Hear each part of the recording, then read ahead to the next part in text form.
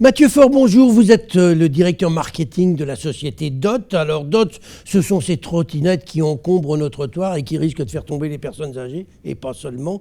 Alors en quoi un pareil moyen de transport représente-t-il un atout, un progrès, alors que c'est quand même un peu dangereux ? Alors aujourd'hui, c'est un moyen de locomotion qui permet de faire des trajets de 3 à 5 km en ville. C'est un moyen de locomotion qui est électrique, donc décarboné, qui permet de transporter des personnes de 80 kg en moyenne, avec un engin qui en pèse que 25 kg. Donc ça crée moins d'encombrement, moins de pollution, et ça permet du coup d'avoir des déplacements urbains assez efficaces et assez rapides. Alors c'est l'anarchie ce truc, parce qu'il y a je ne sais combien de sociétés qui se sont installées, qui ont disparu. Vous êtes là depuis un peu plus d'un an. Combien il y a de sociétés aujourd'hui à Lyon et est-ce qu'il n'y a pas une réglementation qui va se mettre un jour en place pour pas qu'il y ait ces trottinettes qui nous gênent partout ? Alors nous, on a démarré effectivement en avril 2019. Nous étions le 8e opérateur de trottinettes. Aujourd'hui, il y a 4 opérateurs qui ont une autorisation d'occupation du domaine public à Lyon. Ah, il faut une autorisation. Exactement. Voilà. Donc on a signé l'autorisation en août 2019 pour un an, donc jusqu'à fin août 2020. Et en cours, il y a un appel à projet qui va sélectionner 2 opérateurs uniquement pour la rentrée prochaine, donc pour septembre 2020. Alors, vous avez le droit on a le droit de les laisser où, ces trottinettes ? Est-ce que c'est autorisé de les laisser sur les trottoirs, n'importe comment ? Alors la législation aujourd'hui, c'est autorisé de se stationner sur le trottoir à condition de ne pas gêner. Justement, donc il faut laisser à peu près 2 mètres d'espace sur les trottoirs. Donc ça peut poser problème notamment sur les rues avec les trottoirs très étroits.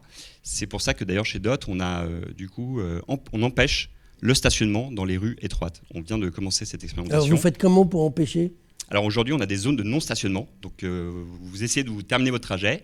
Vous êtes géolocalisé avec le GPS et on vous indique, voilà, par exemple, rue de l'Arbre-Sec dans le premier, voilà, impossible de terminer mon trajet. Et du coup, je dois aller dans un autre axe, une autre zone de stationnement pour pouvoir terminer mon trajet. Ah donc c'est efficace pour pouvoir assurer au moins la sécurité des passants, des piétons qui sont sur les trottoirs. Exactement. Voilà, on vient de le lancer, donc c'est un début, c'est une première expérimentation. Et en ce qui concerne la sécurité des gens qui font de la trottinette, c'est des engins qui vont très vite. Comment on peut assurer la sécurité et quelle assurance couvre éventuellement les dégâts qui sont faits ? Alors aujourd'hui, la vitesse est de 25 km/h. Et depuis le début à Lyon, donc depuis mai 2019, nous proposons une assurance complète. Donc c'est une assurance responsabilité civile. Donc si vous occasionnez des dommages à des tiers, que ce soit des vous humains proposez ou vous imposez ? C'est intégré dans le prix. Donc c'est automatique. Voilà, c'est automatique. Il n'y a pas d'option à cocher. Et vous avez aussi une assurance d'accident individuel. Donc si vous-même vous tombez sur une plaque d'égout, vous cassez le poignet, vous êtes couvert. Dites-moi, Mathieu Faure, vous avez maintenu votre service pendant le confinement. C'était pour inciter les gens à ne pas respecter les obligations de rester chez soi ? Non, c'était l'inverse. C'était justement pour inciter les gens qui étaient dans l'obligation de se déplacer, notamment le personnel de santé, à pouvoir le faire de façon un peu sécurisée, à l'air libre, et pas utiliser les transports en commun notamment. Et comment vous pouviez être sûr qu'il n'y avait que le personnel soignant qui utilisait ? Parce que je pouvais vous dire, je mettais une blouse blanche, je montais sur votre trottinette et je m'en allais. Alors on ne fait pas encore de reconnaissance justement des vêtements, ça pourra venir dans le futur. Donc c'était impossible effectivement de vérifier. Néanmoins, les gens qui étaient pendant cette période de confinement vraiment dans l'obligation de se déplacer étaient plutôt des gens qui le faisaient par nécessité. Sachant qu'on a aussi créé une zone dédiée au CHU Lyon-Sud à Pierre-Bénite, au sein du campus hospitalier, donc dans une zone privée. Et là, les trottinettes étaient uniquement utilisées par le personnel soignant pour aller d'un bâtiment à l'autre. Voilà. Mathieu Faure, l'un des reproches qu'on fait à vos sociétés aux trottinettes, c'est de participer à l'ubérisation de l'économie, c'est-à-dire que ce sont des auto-entrepreneurs que les sociétés de trottinettes utilisent pour aller recharger. Alors il faut qu'ils courent, qu'ils se dépêchent pour essayer de gagner un peu leur vie. Qu'est-ce que vous répondez à ceux qui vous font ce reproche ? Alors là-dessus, nous, on a eu un choix totalement inverse.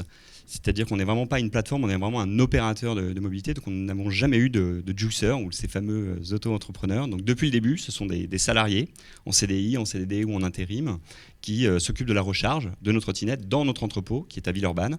Donc, on a 2000 m² pour la recharge de nos 1900 trottinettes. Donc, depuis avril 2019. Et donc, nous n'avons jamais eu recours à ces auto-entrepreneurs.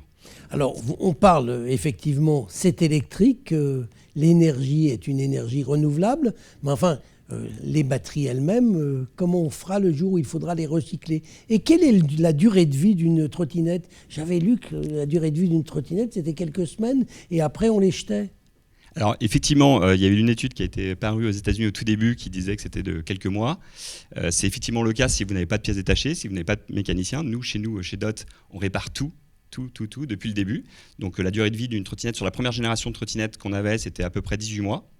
Voilà, donc il y a des trottinettes de génération 1 qui ne sont plus à Lyon, mais qui sont maintenant à Turin, à Rome ou en Pologne, à Varsovie, qui sont toujours en exercice.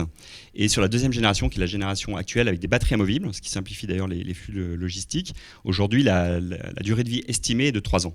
Voilà. 3 ans. 3 ans. Donc ce qui Estimé. effectivement est beaucoup plus que ce qu'il y avait au départ avec Exactement. ces trottinettes qui Voilà. duraient quelques semaines. Exactement.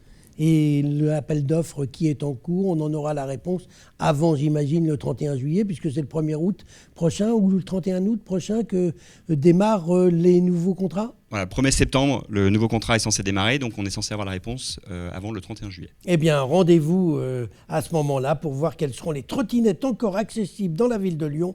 Mathieu Faure, je vous remercie. Merci beaucoup.